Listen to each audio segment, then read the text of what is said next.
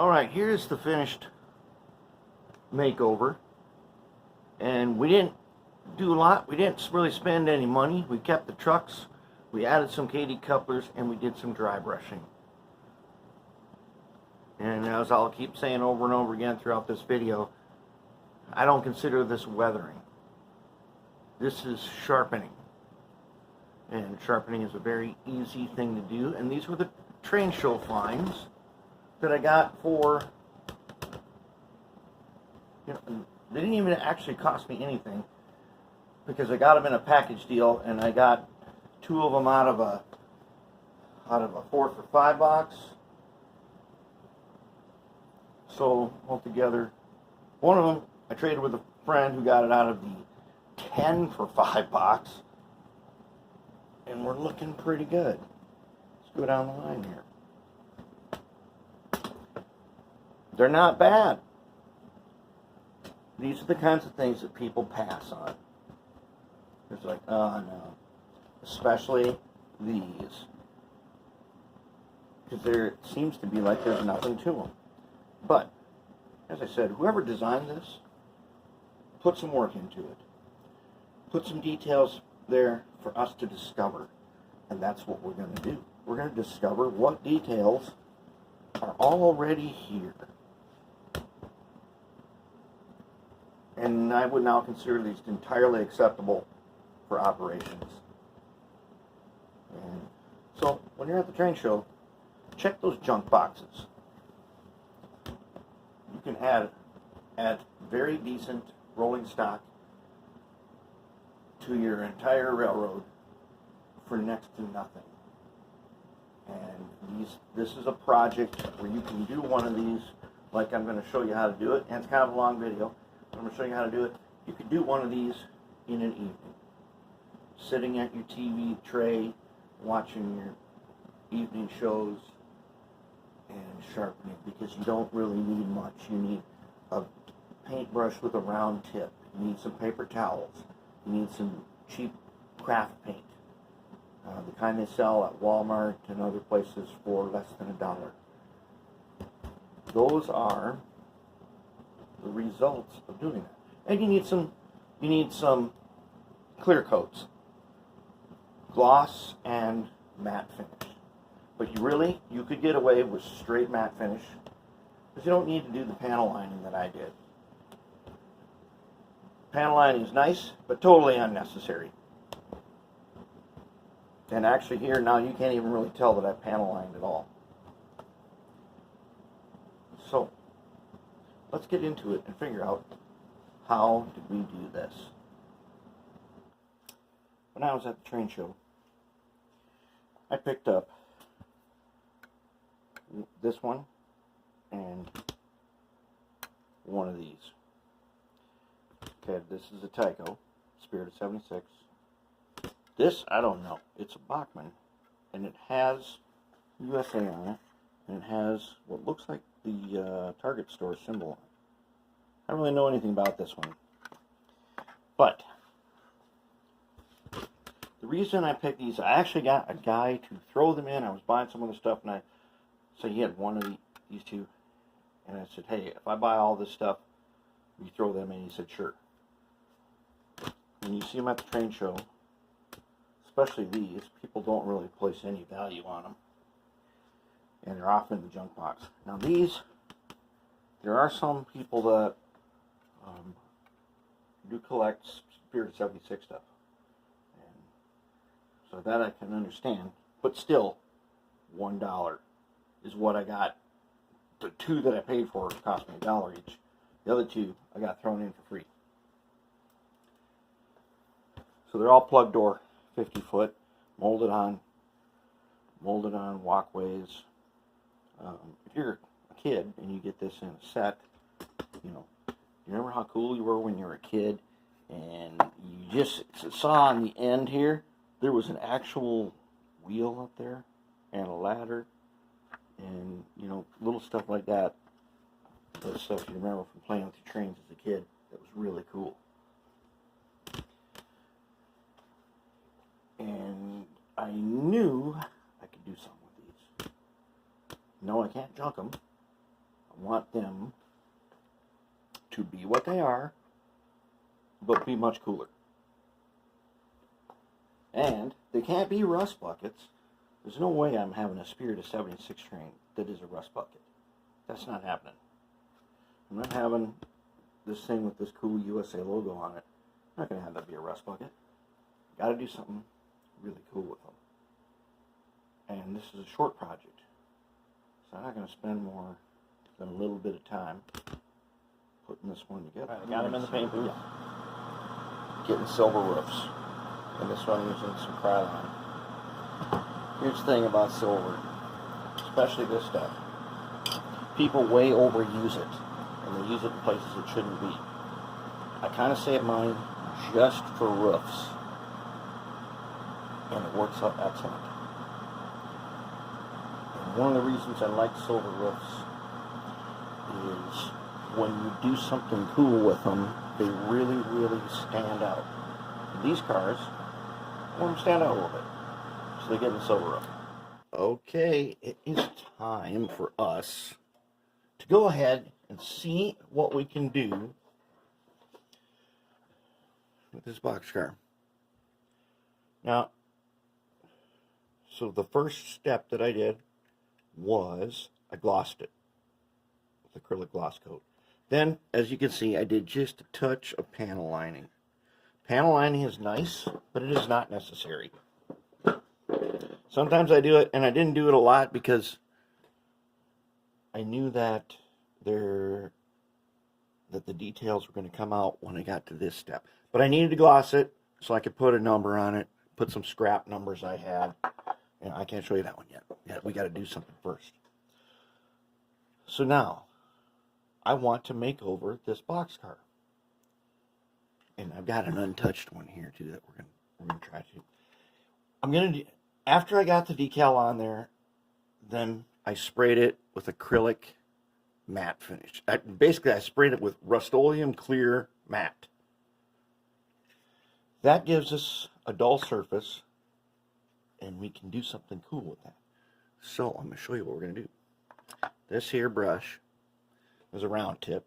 I trimmed it a little bit with my scissors to make it rounder. And this is a good setup right here for doing what we're going to do, which is called dry brushing. Now I've got some of that cheap $1 craft paint. This happens to be burnt umber. Now, as I said before, I don't consider what I'm doing weathering, because I'm using one color. I'm putting it on a paper towel here. I'm using one color. If this was a photograph I was working on, this would be called sharpening. As on a model, we call this dry brushing, and its purpose is to bring out details.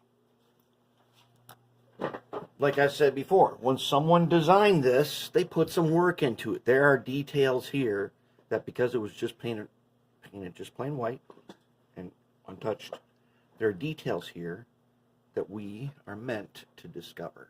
So now we're going to discover those. So let's take a look at the monitor quick. Up there, there is a light blue boxcar.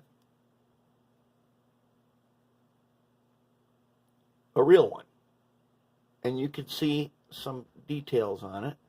I think actually I can make this bigger. Let's see here. How do we make this bigger again? I can't remember. We go like that. Yeah, it didn't really do anything. Okay, so that's how big it is. The picture anyways.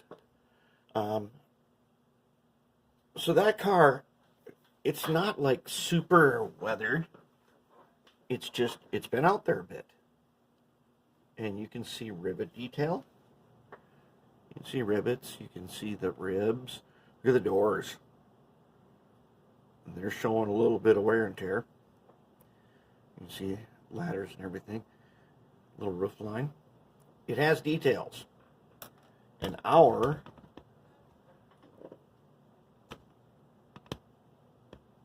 boxcar, those details are here. Let's see if we can find them. So I'm going to take my brush. I'm going to draw back from this little glob, roll it, get some brown paint on it. Okay, now it's on here. Now I'm going to dab it on the paper towel that's not as full of paint until I barely get an imprint. Okay, so now it's not imprinting a lot, but there's still paint here. So let's see what we can do. So first, let's go ahead. Let's see if we can lightly brush this ladder.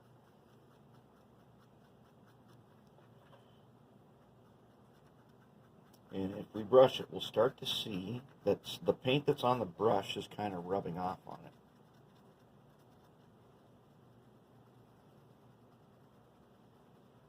Whoops, I'm getting too much. I don't want to weather the white paint. Like I said, this is what I consider sharpening, not weathering. Okay, the ladder is standing out a bit now. Look at that. There's a ladder there, and next to it there are some rivets. See if we can find more rivets.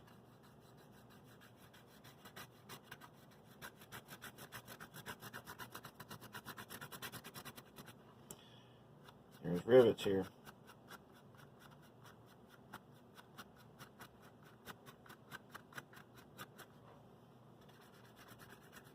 And there's a little panel ridge too.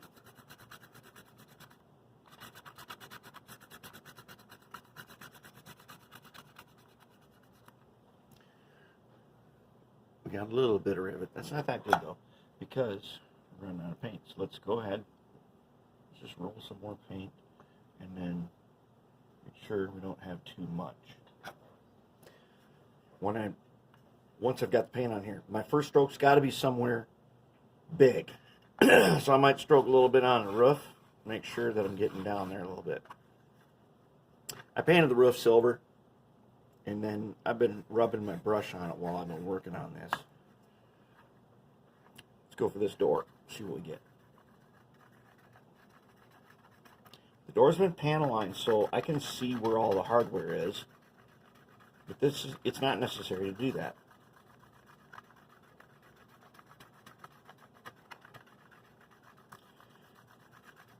See, we're hitting it sideways.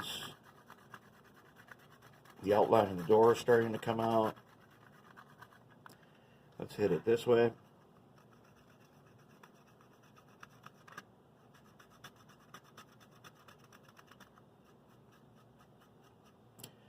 One thing about doing this, it's very relaxing. So this is something you can do before you go to bed. For a wind down, do some dry brushing. Remember, this is a cheap, I'm not sure which one this is. This is the Bachmann. Okay, so this is a super cheap. I got this thrown in when I was buying other stuff. I saw it there. He had it in his like $1 box. I said, would you throw that in if I bought some other stuff? And he said, yep, go ahead. Well, oops, that's way too much. See, then I just streaked it. I took my finger and rubbed it a little bit. Good enough. Okay, so I got a little bit too much. Let's rub some off on the roof. Okay, now, let's start hitting this door a little harder.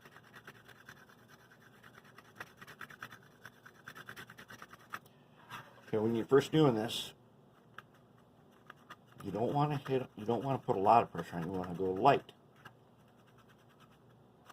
And then as you finding that nothing's happening, you can get a little heavier. And you can start rubbing off the paint off the brush. And it's going to start to come out. You're starting to see the door, right? We're starting to see the door that before was just all white, and there was not really anything to see. It made the boxcar look super plain, and that's why I picked it.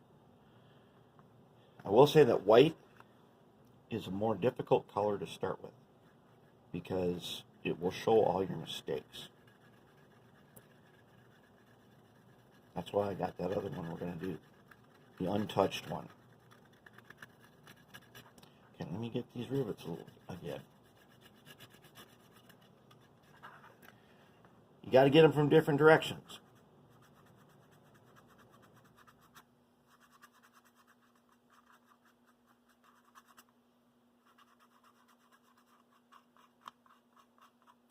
Let's get this guy on the bottom here. You get them from different directions, and I can wipe off on the ladder. The ladder's looking at me pretty good. It's starting to stand out a lot.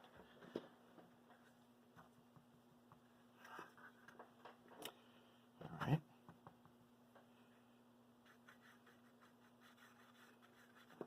The bottom rail on the door starting to come out. See if we can hit this top rail. Top rail it's got a low relief. It's not super prominent, but if we wipe the edge of our brush with it, we will have it.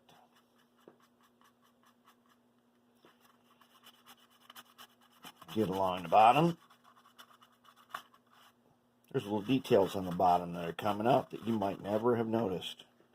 But I'm telling you, whoever designed this, hey, they were a craftsman. We just got to find what they did.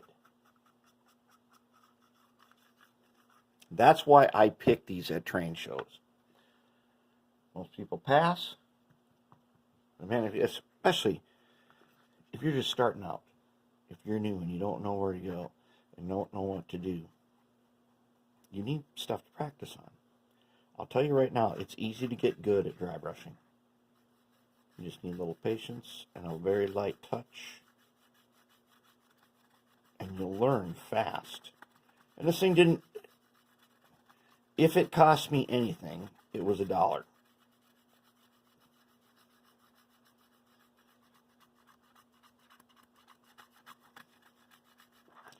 There are details inside the logo. The rivets go through it. So we got them from the bottom. Let's hit them from the top again. If I'm doing this right, I should not be making too much of a mess on the white paint.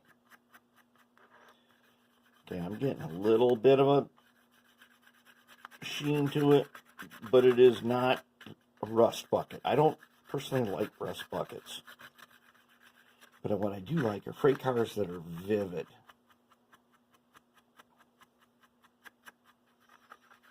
I like cars to stand out. All on their own. I'm not adding any details to this. I'm not shaving off ladders. This is a super cheap car with a big number that during an op session will be easy to find. And it's not going to look out of place. So that ain't bad. I did the other side earlier, and that ain't bad. I did the other one. Remember, I got 2 of these. That's not bad. That's good enough. Good enough. We don't have to make it perfect. What we do have to do is complete it. It's better to be complete than perfect. This is a Lionel, which kind of surprised me. I have a whole bunch of these. I did not realize that some of them were Lionel, because I really don't know much about Lionel trains. If I have some like this, I don't even really know about it. But it's pretty nice. I mean, it's got detail that is well defined. So now what we got to do is show that detail. Let's see. We're going to start on this roof, silver roof. See, it came with a silver roof, which I love. And so I'm going to carefully, because I don't know how much paint I've got on here. But there are these ribs that I like. If I do this right, just the ribs alone stand out.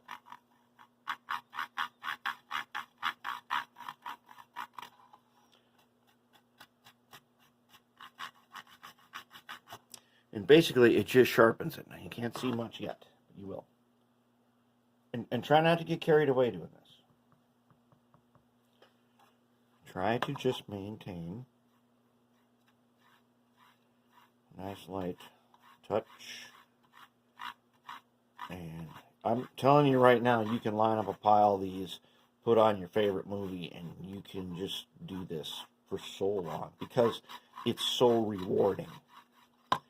when you get to see a thing come alive like this, I mean, this is what you want to do before you go to bed. This is extremely rewarding.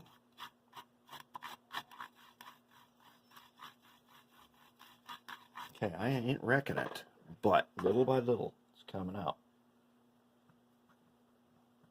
So now, let's just, I like to go round and round and round and round and round as it all comes together. Let's just hit the end here, see how much we got.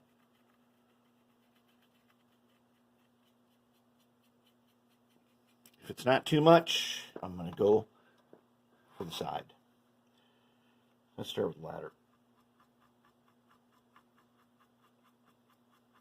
The yellow with this burnt umber will really stand out a lot.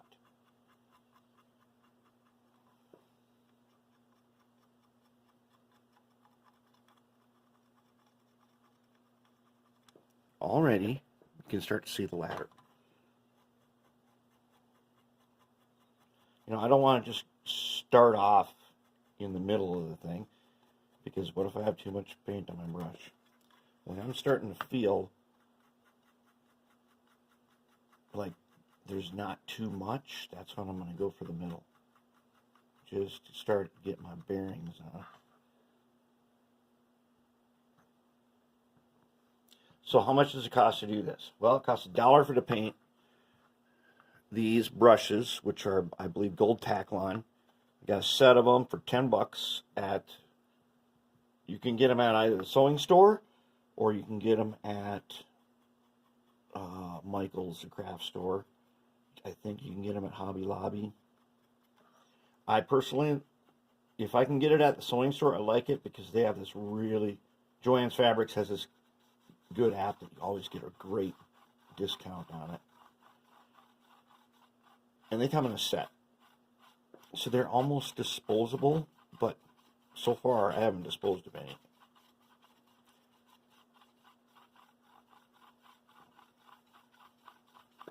As I'm doing this, things are starting to show up just a little bit.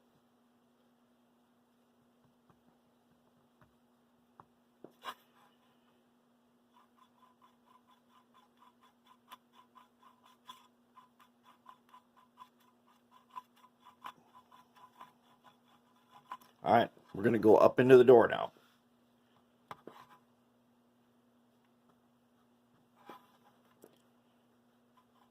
Very light. We got to be very light because we don't know how much paint we got on here.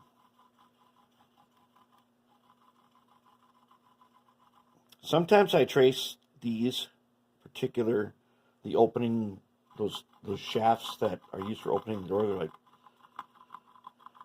they're metal. Sometimes I hit those with a silver marker and let that dry, and then do this. But that is a gloss. Those silver markers are gloss. So you would do that before you matte finish it. This one's already matte finished, so I'm not even going to bother with that.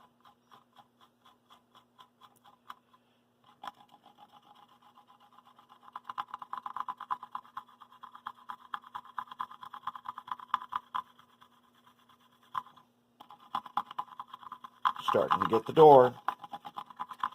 And I like these triangle panels that are on the side of the door. Can you see that the door is starting to come up on us? Okay, take a look at this side. Now take a look at that side.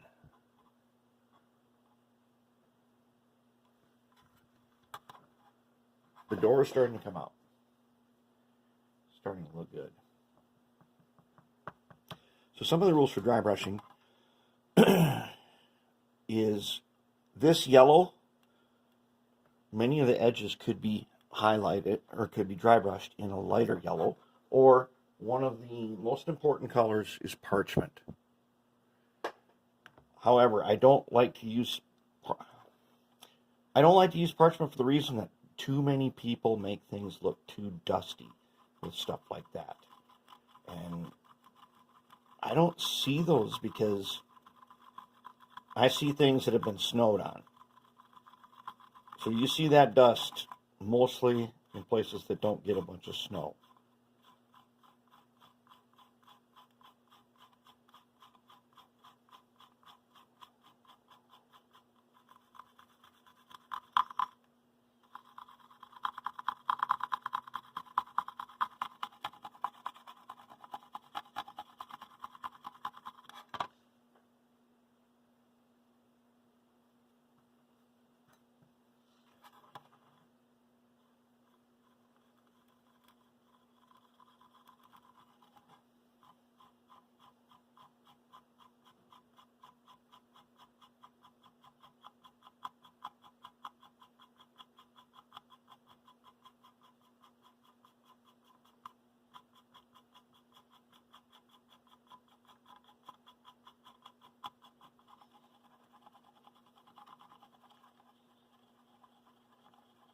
don't recommend going in circles too much, except down in these little spots where there's a bunch of details inside the door. Generally, you go up and down and side to side. You're trying to hit edges.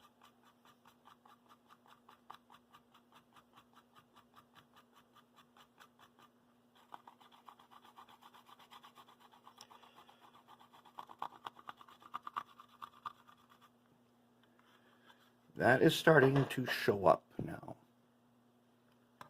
Starting to look good.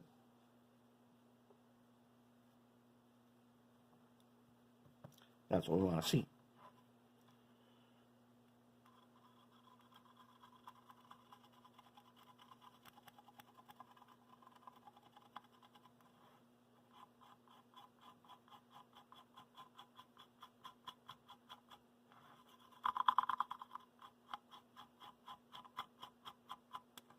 Okay, I'm getting carried away there. We got to get over here and get rivets.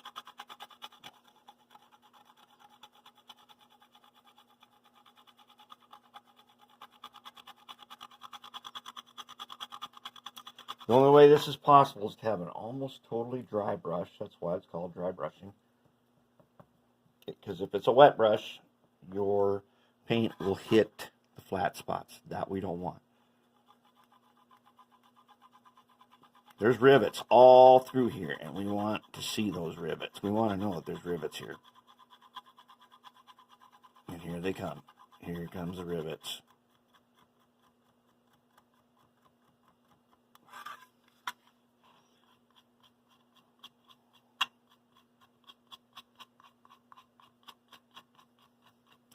It's the little edges that attract the paint from the brush.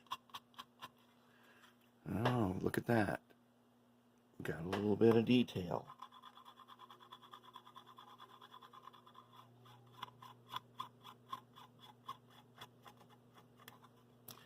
Let's get off the end here. We want to get those corners. We're going to get that ladder a little more. Ladders get used a lot, so let's make sure we're hitting it. Oh, okay.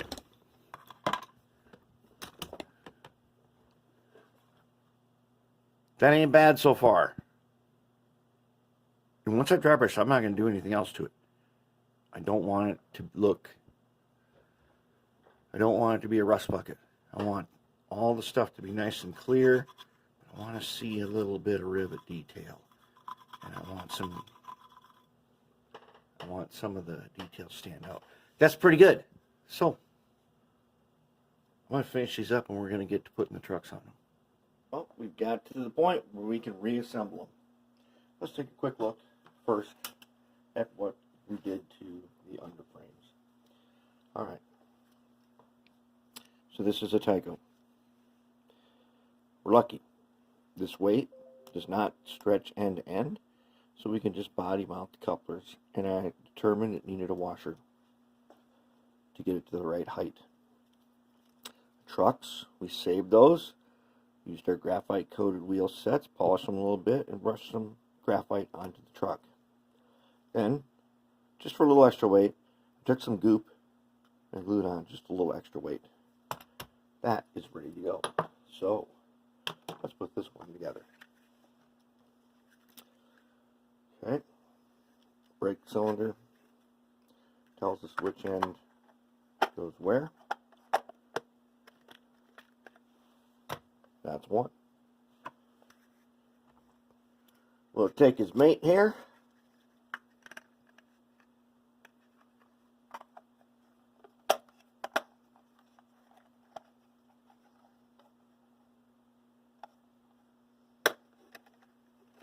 That's two. Another thing I did, took some tacky glue and I put a dab on one side of each coupler just to make sure it stays lined up. Alright, now here is Lionel. These and the Tyco ones, or what are these anyways? Bachmann's? No, these are, now which one's which here? Well, either way, you need to put a notch in. How about if we get it so that you can see what we're doing? Okay, you need to put a notch in this weight. I do not recommend discarding this weight. I put a little goop to glue it on. The weight itself keeps the car from sagging. Now to get this notch, I know most of you don't have a milling machine like I do. Take your angle grinder. It don't have to be perfect, it just has to be smooth on top and bottom. And you don't need a lot of room, you just need a little. Then you can body mount the coupler. You do have to shave on these kinds. There's two little ribs there that you'll shave back with your X-Acto blade. And again, just a dot of tacky glue will keep it lined up. Let's check that. Yep, very nice. Go ahead, put them together.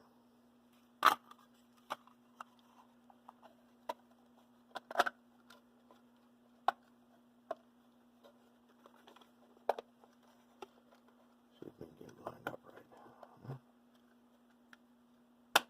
There we go. Very nice. And the final two. 600, okay. Now these have tabs on the side.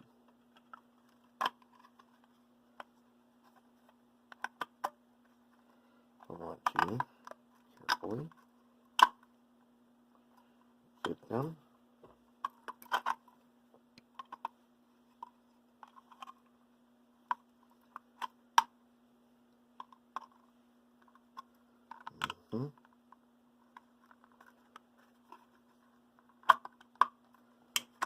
Okay.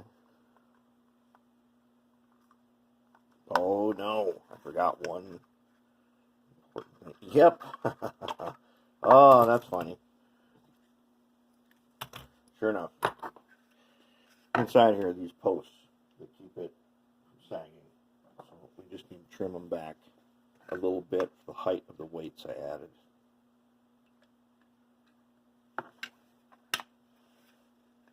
Just a little bit. Let's see if that works.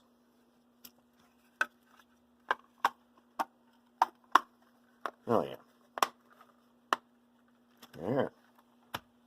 Very nice.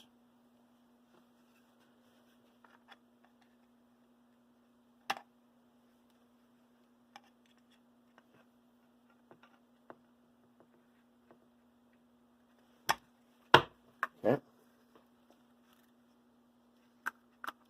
Now, I'll have to find some brake wheels from my junk pile. Not a problem. I know there's a pile of them over there.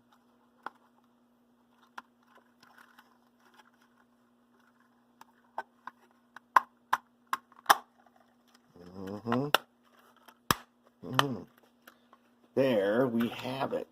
There they are. Short and sweet makeover.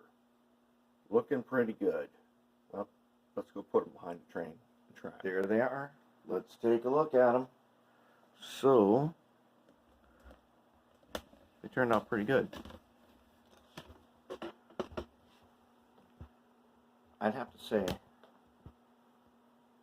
they're just right.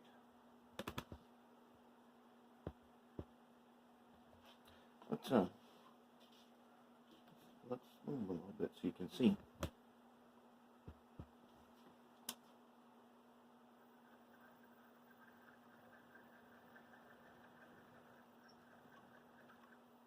So here's our Spirit of 76s. And if I remember right, those are the Tycos. And so, now, like I said before, I don't consider this weathering. We are just sharpening. And so they look, still, they look fairly clean. And they look like they've been in service a little bit.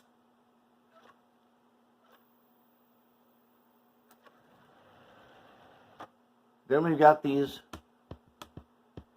too that it's got a Target symbol on it, the USA's. I'm not sure if that means it's Target the store or not. But, wow, they turned out decent. And they're white. White's one of the more difficult colors to work with. Then we got this guy. Fits in perfect with my fleet. We saved all the trucks. Did not replace trucks. We added Cadies. We put a little drop of glue so the Cadies don't turn on us. And if we have to remove them, it's just tacky glue. So they're good to go. So how about if we go ahead then. Guess who? Rubber band high F drive Athearn GP. That is supposed to be a GP7 that I did way back.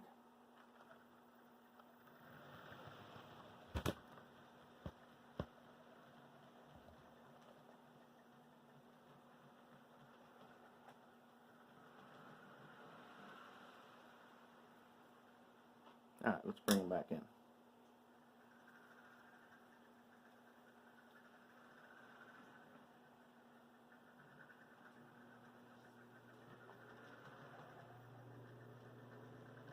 Turned out pretty decent.